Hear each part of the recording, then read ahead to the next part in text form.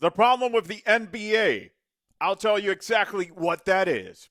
So, yeah, a few days ago, we had the Lakers and the Maps, and they just popped the biggest number, 2.9 million.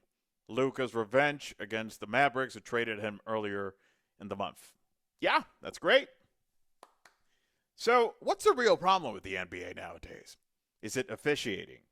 Is it the off court issues? Is it player empowerment? Which one is it?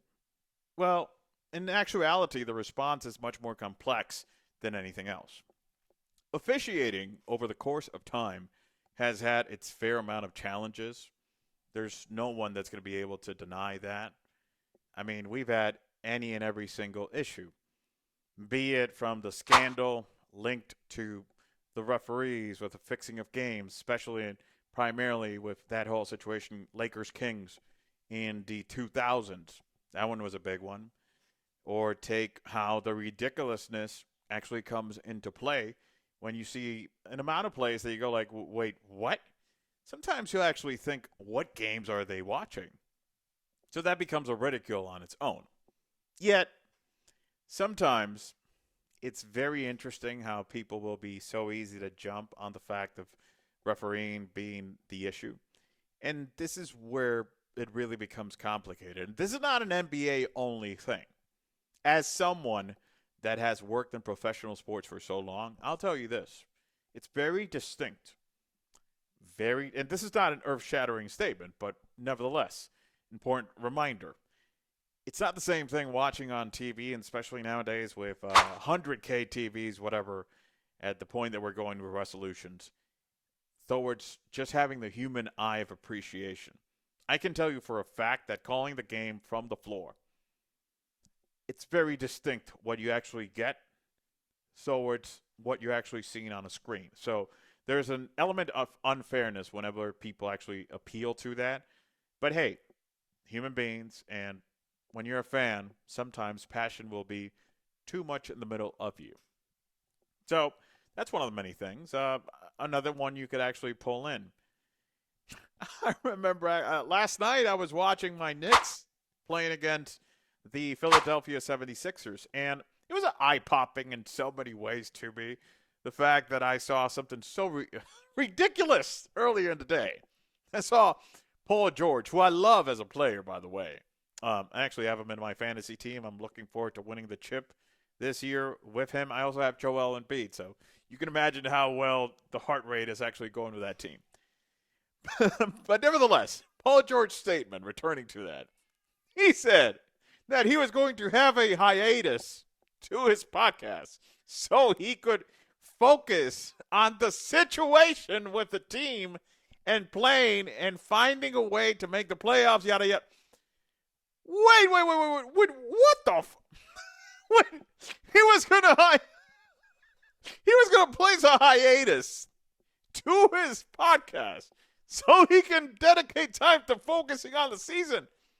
What the I mean, did you notice the month is almost ending of February? We're not in the summer or whatever.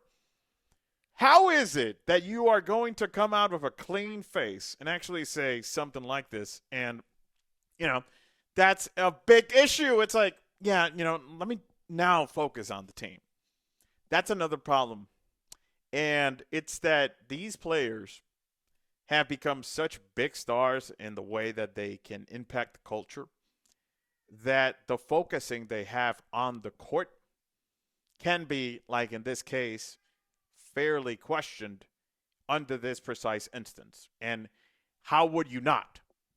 Think about it. This man is just a prime example of it.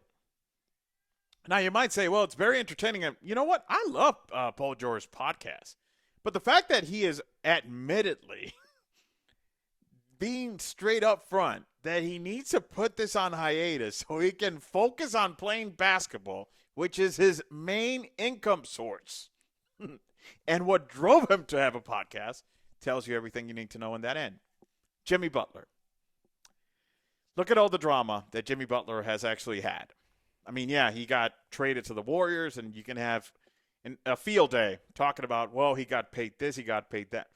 I don't know. You can have your opinion on whatever on that is. But the fact that he got paid And he's coming off this situation that he just came with the Heat. And Jimmy, another guy that when he's playoff Jimmy, whatever, you got to see that guy playing. You got to love it.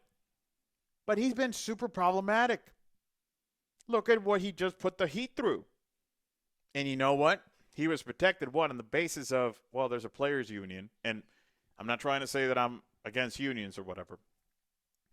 But yeah, it's okay. He's going to be protected. He can do whatever. It's not the first time he did it. He did it before. Got out of Philly, got out of the Timberwolves, got out of Chicago, and now he got paid again. If you're a fan and you're observing all this drama, do you think that's a plus to see Jimmy Butler doing that? It's not exactly enticing to be motivated. And then we actually return to LeBron James. LeBron James, when he did that move to the Miami Heat, the decision, he changed the course of everything. He began legitimately what was the player empowered movement. That's for sure. They became empowered after LeBron James did this because the course changed, and it has stayed the same ever since, that the players really have so much autonomy of what they want to do and when they want to do it. And granted, you'll tell me, well, but look at Luka. He got traded out of nowhere. He had no idea. That's much more a case of sheer stupidity. The fact of how unpredictable that was, that Luka had no handling. You know what? In the end, even though that Luka had nothing to do with that, yeah, did he lose out on over $100 million for the Supermax that he could have signed with the Mavericks? Worry not. He's going to make way more than that in L.A. Going to win a lot of chips, a lot of branding, a lot of everything. So in the end, he indirectly even got in a better situation. He might actually even win a chip now. That's great. Kevin Durant. Boom. Another guy that has also been on the floating boat of, you know what? I want to out of here. Boom, done. You know what? At least he's done it in an educated way. He recently came out saying that he just didn't want to be traded mid-season again. And you know what? I found a lot of respect to KD. What a hell of a player indeed. Like, pure scorer. Man, that guy is something. At least he's honest, you know. Was it smart to actually trade playing with Steph for going to play with Kyrie? I mean, go figure. Look at that turn out. Kyrie, another guy. Super problem child. So, James Harden, who has never won a chip and probably never will. Because he is him first, and then him second, and then him third too. And everyone sees that drama. And again, that drama is not a plus. Now, when we see that, you have to add the fact, and you remember how I mentioned sheer stupidity, mentioning the Mavs, and much more specifically Nico Harrison, who tried to look like the smartest man in the room when he actually fulfilled the Luka trade in his press conference after. Let's transition to Ja Morant. Ja Morant, who is getting paid a bunch of money and has, of course, his sneaker deals, this and that. Look at the 2023 he had. In a span of 2-3 months, he was involved in multiple shootings, laser pointing at another team like that was confounded with if he was going to shoot. Like, that's not pretty much a, hey, woo. No, that's not exactly a plus. So there you got another issue. Off the court. Kevin Porter. Look at all the issues he had. And bunch of talent, that's for sure. Problematic with the Cavs, who were his initial team. Boom. Got traded off to the Rockets. Got cut from them also because he got in more trouble off the court. Miller with the Hornets. Violated the domestic distancing that he actually had to have with the mother of his child. In the same token, Josh Giddey, the whole situation that came out that he was linked to a situation with an underage child. Bad publicity. So that's other points. You got the points from the drama that is permitted under the player empowerment. You got the off-court issues. You got the officiating, right? But then here comes something. The NBA, and especially much more post-Michael Jordan, they became a machine of how to merchandise players in a spread. And that has never stopped till this day. And when you actually sum up that to the fact of the player empowerment, look at how these guys have become icons of the culture. And this is where it gets even murkier. Because you remember the initial part of the video was the problem with the NBA? The NBA as a business is extremely healthy. Forbes list just came out. You know how many teams in the NBA actually got ranked in the top 100? A bunch of them. You know that the Golden State Warriors and the Knicks are up there in the top 5, top 10 in a constant basis year by year? Yeah. So that you have to add to the fact that the revenue of the league is in an increase year by year.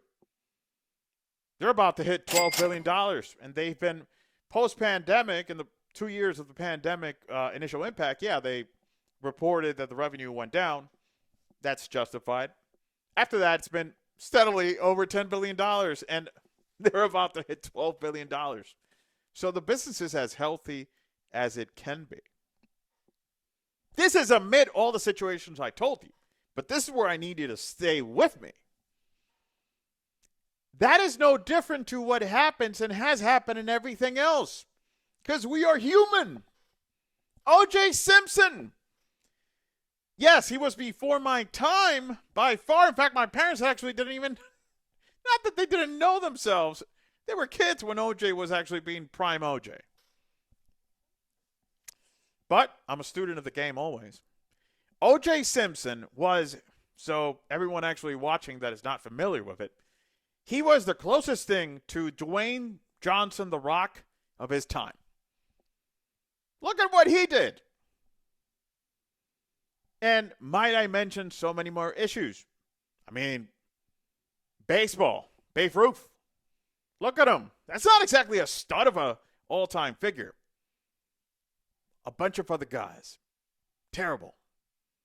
In every league, you're always going to find some bad apples. In every generation, by the way. I just mentioned two of the greatest, just a quick referendum. But I can list you any amount of issues. We are humans. Issues happen. Life happens. Jason Tatum, and this is for the generation of today, he just came out and said that he didn't feel appreciated by the fans.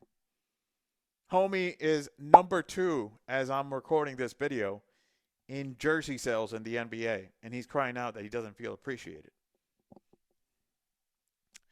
What is certain and that we must appreciate is that the NBA is in a very healthy place. And when the playoffs come, no one will remember anything of this whole thing of declining ratings and everything, because the ratings are going to pop.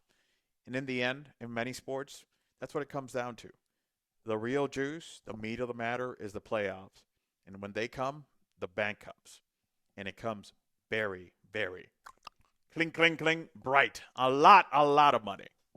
The real problem with the NBA is the people that dislike the sport and want to generate the issue that there is a problem, where there is none. Because facts are facts, and the facts say the league is increasing. Patrick Ewing, he came out in a very ridiculed statement. And, you know, he used to play with my Knicks. And, you know, he actually didn't change a thing. We still lost with him, so whatever. He actually said all these things about how LeBron James was really the cause of this. Because he didn't say it like that. His quote was that when Michael was playing, the ratings were going up, blah, blah, blah, blah, blah.